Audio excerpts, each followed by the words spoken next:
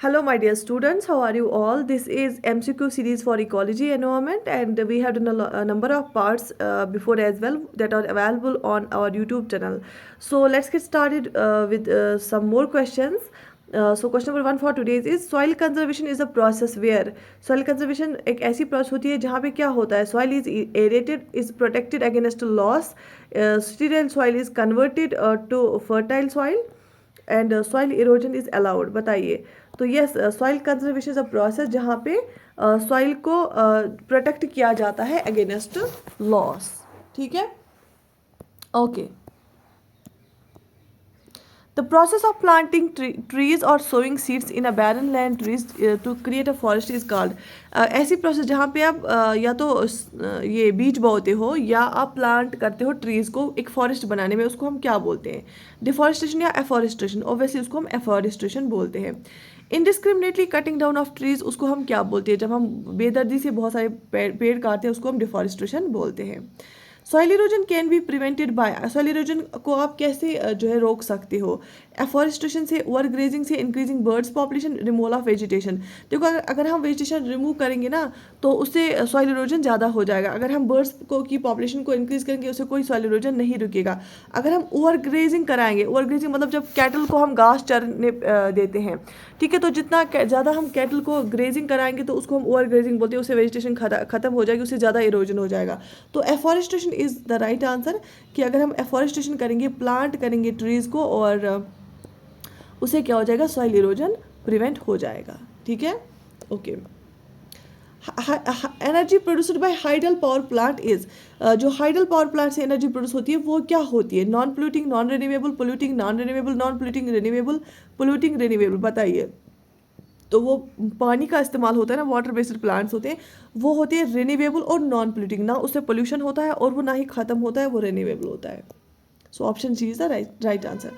The removal of the top layer of soil is called, जब हम top layer की soil की top layer remove होती है उसको हम क्या बोलते हैं? लैंडस्लाइड, सॉइल इरोजन, ड्रॉट उसको बोला, या अर्थक्वेक उसको बोला जाता है soil erosion. So option B is the right answer. अच्छा, ये बहुत ईजी क्वेश्चन है तभी मैं थोड़ा जल्दी करा रही हूँ। Which one of the following is an example of non renewable resource? इसमें से कौन सी एग्जाम्पल है, कौन सा इसमें से एग्जाम्पल है नॉन रिन्यूएबल रिसोर्स की? ठीक है, क्या वाटर नॉन रिन्यूएबल है? नहीं, ये रिन्यूएबल है। वेजिटेशन भी रिन्यूएबल है, विंड भी रिन्यूएबल है। कोल एंड मिनरल्स जो है ना वो नॉन रिन्यूएबल है, वो एक बार खत्म हो गए वो जल्दी नहीं बनते हैं। So option D is the right answer. What are the 3 R's to save environment? Environment को बचाने के लिए 3 R's क्या है? Reduce, recycle, reuse, replenish, reduce, reuse, reconnect, recycle, reduce, recycle, remove. बताइए क्या है 3 R's एनवायरमेंट को बचाने के लिए? वो है रिड्यूस, रिसाइकल एंड रीयूज़। कम खर्चा करो, जितना भी करते हो रिसाइकल करो और फिर उसको रीयूज़ करो। ठीक है, दीज आर द 3 R's और आपको पता होना, इसको हम 3 R प्रिंसिपल बोलते हैं। What is the purpose of rain water harvesting? Rain water harvesting किसको हम बोलते हैं? उसका पर्पज क्या होता है? To hold rain water on the surface of earth, to recharge ground water, to use water for the irrigation of crops, to rare fish. तो main purpose जो होता है ना इसका रेन वाटर हार्वेस्टिंग का होता है कि हमें सरफेस पे फिशेस को रेयर करने के लिए तो नहीं होता है, या सरफेस पे पानी रखने के लिए नहीं, तो मेन होता है कि ग्राउंड वाटर रिचार्ज हो जाए, या उस वाटर को हम इरिगेशन फॉर क्रॉप्स भी इस्तेमाल कर सकते हैं। तो लेकिन रेन वाटर हार्वेस्टिंग हम इसलिए इस्तेमाल करते हैं, हम रेन वाटर को बचाते हैं, उसका यूज़ करते हैं सो दैट कि ग्राउंड वाटर जो है वो ख़त्म ना हो। ठीक है, okay. The unfavourable alternation of environment due to the human activities is terms as unfavourable, जो कि एनवायरमेंट के लिए फेवरेबल नहीं है। ये होगा अल्ट्रेशन, अनफेवरेबल अल्ट्रेशन एनवायरमेंट की हम क्या बोलते हैं? Ecological degradation, ecological disturbance, pollution और कैटास्ट्रोफ। अनफेवरेबल अल्ट्रेशन को हम बोलते हैं, बताइए क्या? अनफेवरेबल अल्ट्रेशन को इकोलॉजिकल डिग्रेडेशन बोलते हैं, इकोलॉजिकल डिस्टर्बेंस बोलते हैं, पोल्यूशन बोलते हैं, कैटास्ट्रोफ बोलते हैं। ऑब्वियसली ऑल्टर करना, जब हम चेंज करते हैं किसी चीज़ में, ऑल्टर करना हो गया चेंज जब हम करते हैं, चाहे वो केमिकल चेंज हो, फिजिकल चेंज हो, और वो अनफेवरेबल होगी और वो अनफेवरेबल चेंज होगी, वही होता है पोल्यूशन। अनडिज़ायरेबल चेंज हम बोलते हैं किसको? पोल्यूशन को। ठीक है, क्योंकि ये जितने भी ऑप्शंस है ना ये सारे हार्मफुल है। इकोलॉजिकल डिग्रेडेशन भी नेगेटिव में है, इकोलॉजिकल डिस्टर्बेंस भी नेगेटिव सेंस में, पोल्यूशन भी और कैटास्ट्रॉफी भी। और अब जब अल्ट्रेशन की बात की गई हो और unfavourable, that is pollution. Noise is measured in, noise को हम मेजर किस यूनिट पे करते हैं? जूल, डेसिबल, हर्ट्ज और साउंड। बताइए, ये बेसिक क्वेश्चन है, लेकिन आपको आप क्वेश्चन स्टेटमेंट बेसिस पे आएंगे तो इन स्टेटमेंट्स में से एक ना एक ज़रूर होता है। तो साउंड नॉइज़ को हम मेजर करते हैं डेसिबल में, ऑप्शन सॉरी नॉइज़ को हम मेजर करते हैं हर्ट्स में, ये चेक कर लेना। Option C is the right answer. The digest is an important requirement of an aquatic life. Aquatic life में आपको सबसे ज़्यादा क्या चाहिए? Dissolve nitrogen, dissolve chlorine, dissolve oxygen and dissolve methane. बताइए एक्वेटिक लाइफ के लिए आपको क्या इंपॉर्टेंट रिक्वायरमेंट है? डिजॉल्व ऑक्सीजन, ठीक है, क्योंकि अगर हमें एक्वेटिक लाइफ की बात करेंगे उनको भी ऑक्सीजन चाहिए। जितना डिजॉल्व ऑक्सीजन होगा ना उतना पोल्यूशन फ्री है एनवायरमेंट। अगर हमने ये देखना होगा कि इस वाटर बॉडी में कितना पोल्यूशन है, हम देखते हैं बायोलॉजिकल ऑक्सीजन डिमांड कितनी है। अगर ये हाई होगी तो ये मोस्ट पोल्यूटेड है, अगर ये लो होगी तो लीस्ट पोल्यूटेड है। तो डिजॉल्व ऑक्सीजन बहुत ज़्यादा ज़रूरी होता है वाटर बॉडी में एक्वेटिक लाइफ के लिए। व्हाट इज़ द फुल, देखो यहाँ पे नीचे ही क्वेश्चन है, what is the full form of BOD? BOD का फुल फॉर्म क्या है? इसका फुल फॉर्म मैंने अभी बताया, it is biological oxygen demand. ये देखिए biological oxygen demand option B. और biological oxygen demand that means oxygen की डिमांड जहाँ पे ज़्यादा होगी दैट मीन्स वहाँ पोल्यूशन ज़्यादा है ना। अगर डिमांड कम है तो पोल्यूशन कम है, ठीक है। ओके, सो यहाँ पे गलत देखें, बायोकेमिकल ऑक्सीजन डिमांड नहीं है, बायोलॉजिकल ऑक्सीजन डिमांड है। Fish die in water polluted by sewage due to, जो मछलियाँ हैं वो मर जाती हैं वाटर में। किस वाटर में? जो वाटर पोल्यूटेड होता है सीवेज से। क्या, क्यों वो मरती है? सीवेज में ऐसा क्या होता है? Pathogen, reduced in oxygen, clogging of gills and foul smell. बताइए फिशेस क्यों मरती हैं वाटर में? उसमें जब सीवेज आता है तो उसमें क्या होता है? ऑक्सीजन कम हो जाता है वाटर में। The ultraviolet radiation in the atmosphere are absorbed by, ultraviolet radiation UV rays जो सन की होती है, सन की लाइट में होती है, उसको कौन एब्जॉर्ब करता है? Sulphur dioxide, oxygen, ozone, argon. उसको कौन एब्जॉर्ब करता है? अल्ट्रावायलेट रेज को। अल्ट्रावायलेट रेज जो होते हैं ना उनको ओजोन एब्जॉर्ब करता है। ओजोन क्या होता है? ये O3 होते हैं, ये 3 मॉलिक्यूल्स होते हैं ऑक्सीजन के, ठीक है। और ये स्ट्रेटोस्फीयर में पाया जाता है। जो स्ट्रेटोस्फीयर में ओजोन होता है ना उसको हम गुड ओजोन बोलते हैं, क्योंकि वहाँ पे वो अल्ट्रावायलेट रे को एब्जॉर्ब करता है और हमें हार्मफुल रे से बचाता है। लेकिन अगर यही ओजोन ट्रोपोस्फीयर में पाया जाता है ना, इसको हम बोलते हैं bad ozone, as a pollutant माना जाता है। Most abundant water pollutant is, सबसे ज़्यादा वाटर पोल्यूटेंट क्या होता है? Industrial waste, pesticide, detergent, ammonia. बताइए सबसे ज़्यादा जो वाटर पोल्यूटेंट क्या है? Industrial waste. इतने सारे आते हैं कि सबसे ज़्यादा वाटर को पोल्यूट करते हैं। Ozone depletion in the stratosphere will cause, अगर स्ट्रेटोस्फीयर में ओजोन कम हो जाएगा, ओजोन की लेयर जो है ना वो थिन हो जाएगी, उससे क्या होगा? Increase incidence of skin cancer, forest fires, global warming, soil erosion. सबसे ज़्यादा कॉज जो होगा ना उससे स्किन कैंसर बढ़ जाएगा, क्योंकि जो अल्ट्रावायलेट रेज होता है ना जिनको ये एब्जॉर्ब करता है, वो रेज डायरेक्टली इंसानों या जानवरों की स्किन पे पड़ेंगी और उससे कैंसर हो जाएगा। So option is the right answer. Acid rain contains, acid rain में क्या होता है? उसमें सल्फ्यूरिक एसिड होता है, नाइट्रिक एसिड होता है, both AB, sulphuric acid, nitric acid and जो है हाइड्रोक्लोरिक एसिड। बताइए एसिड रेन में सल्फ्यूरिक एसिड भी होता है और नाइट्रिक एसिड भी होता है।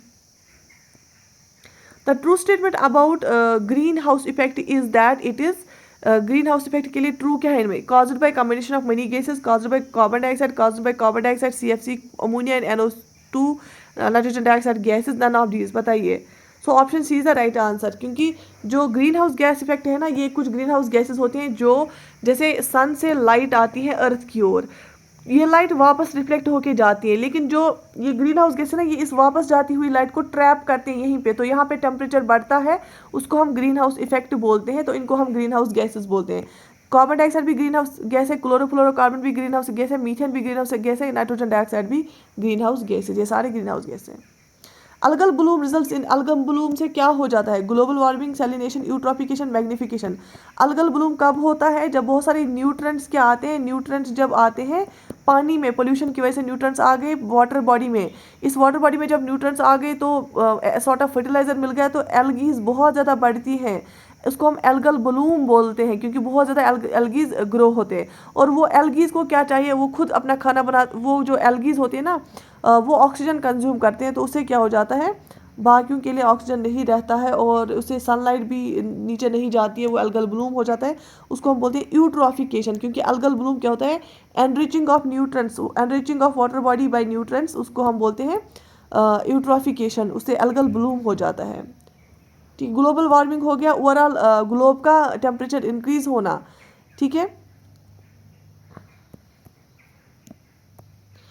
Chipko movement is a public agitation that occurred in, Chipko movement कहाँ पे हुई थी? Manasbal area of Kashmir. क्या मानसबल में हुई थी? नहीं, बिल्कुल भी नहीं। मानसबल एक लेक है, चिपको मूवमेंट हुई थी पेड़ बचाने के लिए। Silent Valley in Kerala, Sundarban area in Bengal, Terai Garhwal area of Uttar Pradesh. So Manasbal एक लेक है, वहाँ पे तो कोई पेड़ नहीं है, वो लेक है, वाटर बॉडी है, तो वहाँ पे तो नहीं होगा। साइलेंट वैली जो कश्मीर की सॉरी केरल की है, तो वहाँ पे तो बायोस्फीयर रिजर्व्स है, तो वहाँ पे ऐसा कुछ हुआ नहीं था। सुंदरबन एरिया ऑफ बंगाल है, वहाँ पे भी जो है मैंग्रोव फॉरेस्ट है, तो वहाँ पे भी ऐसा कुछ नहीं हुआ। तहरी गढ़वाल एरिया ऑफ उत्तर प्रदेश में हुआ था पेड़ों को बचाने के लिए। Drinking of fluoride containing water result, अगर हम ऐसा पानी पियेंगे जिसमें हाई कंटेंट ऑफ फ्लोराइड होगा, उससे क्या होगा? Fluorosis, chlorosis, Minamata, methylcobalamin, methylcobalamin. तो मेनामेटा डिजीज होता है, वो इससे, वो मरकरी से होता है। तो अगर हम फ्लोराइड वाला पानी पियेंगे उसमें फ्लोरोसिस होता है उससे। A high biological demand indicates that, अगर बायोलॉजिकल बीओडी ज़्यादा होगा, बायोलॉजिकल डिमांड, ऑक्सीजन डिमांड ज़्यादा है, उसका मतलब क्या होता है? Water is pure, absence of microbial action, low level of microbial pollution, high level of microbial pollution. इसका मतलब होता है high level of microbial pollution. अगर बायोलॉजिकल ऑक्सीजन डिमांड ज़्यादा होगी, डिमांड ऑक्सीजन की ज़्यादा है, दैट मीन्स वहाँ पे पोल्यूशन है। अगर डिमांड कम होगी, दैट मीन्स वहाँ पे पोल्यूशन नहीं है। Man made sources of radiation pollution are, radiation pollution जो होता है, ऑब्वियसली रेडिएशन भी हार्मफुल होती है, वो भी पोल्यूशन माना जाता है। मैन मेड सोर्सेज उसकी क्या होती है? Mining, explosion of nuclear weapons, nuclear fuels and preparation of radio active isotopes, all of these. Obviously ये सारी, अगर माइनिंग की बात करें वो भी ह्यूमन एक्टिविटी से हो जाता है, एक्सप्लोजन ऑफ न्यूक्लियर वेपन्स भी ह्यूमन एक्टिविटी से होता है, nuclear fuels and preparation of radio active isotopes ये भी एक ह्यूमन मेन मेड एक्टिविटी ही है। तो ये एंथ्रोपोजेनिक कॉजेज से होता है, एंथ्रोपोजेनिक कॉज हो गया जो ह्यूमन एक्टिविटी से होता है। Habitat loss and fragmentation, overexploitation, alien species invasion and co-extinction are causes for, in causes है। अगर ये सारी चीज़ें होंगी ना, इससे क्या हो जाएगा? अगर हैबिटेट लॉस हो गया, अगर फ्रेगमेंटेशन होगी, अगर ओवर एक्सप्लॉयटेशन होगी, अगर एलियन स्पीशीज इन्वेजन हो गया, मतलब बाहर से कोई ऐसी स्पीशीज आई जिन्होंने अपनी स्पीशीज़ को जो है कंपटीशन दिया, जो उसको दबाया और वहाँ पे फैल गई, को एक्सटिंक्शन अगर हुआ, तो ये सब कॉजेज किसकी होती है? इससे क्या हो जाता है? Population exploitation, pollution, biodiversity loss या माइग्रेशन। क्या हो सकता है इसमें से? इससे बायोडाइवर्सिटी लॉस हो जाएगा। कैसे? देखो, अगर हैबिटेट लॉस हो गया, ऑब्वियसली जो हमारी स्पीशीज़ है वो ख़त्म हो जाएगी। अगर फ्रेगमेंटेशन होगी हैबिटेट की, उससे भी ख़त्म हो जाएगी। अगर ओवर एक्सप्लॉयटेशन होगी उससे भी ख़त्म हो जाएगी। अगर एलियन स्पीशीज़ आ गई, वो अपनी स्पीशीज़ को ख़त्म करेगी को एक्सटेंशन से भी, तो बायोडाइवर्सिटी लॉस हो जाएगा। Soap and detergents are the source of organic pollutants, like soap और डिटर्जेंट्स होते हैं ना, वो सोर्स ऑफ ऑर्गेनिक पोल्यूटेंट्स होते हैं। इनऑर्गेनिक पोल्यूटेंट्स होगा वो। पोल्यूटेंट्स का सोर्स होता है, उसमें कौन कौन से पोल्यूटेंट्स सोप और डिटर्जेंट की वजह से आ जाते हैं? Glycerol, polyphosphates, sulphonated hydrocarbons, all of these. तो ये सारी चीज़ें होती है सोप और डिटर्जेंट में। जब ये वाटर बाहर आता है, वाटर बॉडी में चला जाता है, ज़मीन पे चला जाता है, तो वो पोल्यूशन क्रिएट करता है। Effects of radio active pollutants depend upon, जो रेडियो एक्टिव पोल्यूशन हो जाता है ना, जो रेडियो एक्टिव पोल्यूटेंट्स होते हैं ना, उनके जो है इफेक्ट्स किस पे डिपेंड होगा? Rate of diffusion, energy releasing capacity, rate of deposition of the contaminant, all of these. ये सब जो है ये सारे सर्कमस्टेंसेस पे डिपेंड करेगा। ये रेट ऑफ डिफ्यूजन किस में ज़्यादा कम होगा, एनर्जी कितनी रिलीजिंग कैपेसिटी किस में ज़्यादा कम होगी, rate of deposition of the contaminant, मतलब कंटेमिनेंट हो गया जो इम्प्योरिटी होती है, उसका रेट ऑफ डिपोजिशन क्या है, वो डिपेंड करेगा। कि ये सारी चीज़ों की बेसिस पे हम बोल सकते हैं कि कौन सा रेडियो एक्टिव पोल्यूटेंट कितना खतरनाक है, कितना खतरनाक नहीं है। ठीक है। The carrying capacity of a population is determined by its, carrying capacity एक पॉपुलेशन की किससे डिटरमाइन होती है? Population growth rate, natality, mortality, limiting resources. Carrying capacity of population determine की जाती है लिमिटिंग रिसोर्सेज से। ठीक है।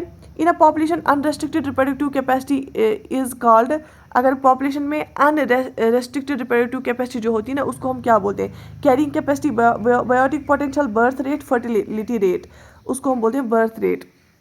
कितनी ज़्यादा है इसमें, ये चेक कर लेना, फर्टिलिटी रेट आएगा या बर्थ रेट आएगा। AIDS day is celebrated on, AIDS day को कब सेलिब्रेट किया जाता है? 30 जनवरी, 1 दिसंबर, 4 फरवरी, 5 सितंबर। 5 सितंबर कल ही था। 5 सितंबर को हम क्या मनाते हैं? टीचर्स डे मनाते हैं, ये सबको पता होगा। तो एड्स डे हम कब मनाते हैं? एड्स डे मनाया जाता है 1 दिसंबर को। ठीक है, बात समझ में आ गई? ओके। इतना ही था ये। ओके, तो ये हमने किया कंप्लीट। इसके बाद हम टॉपिक वाइज MCQs में आपको कराऊंगी। So subscribe to our channel and like the video and share with your friends.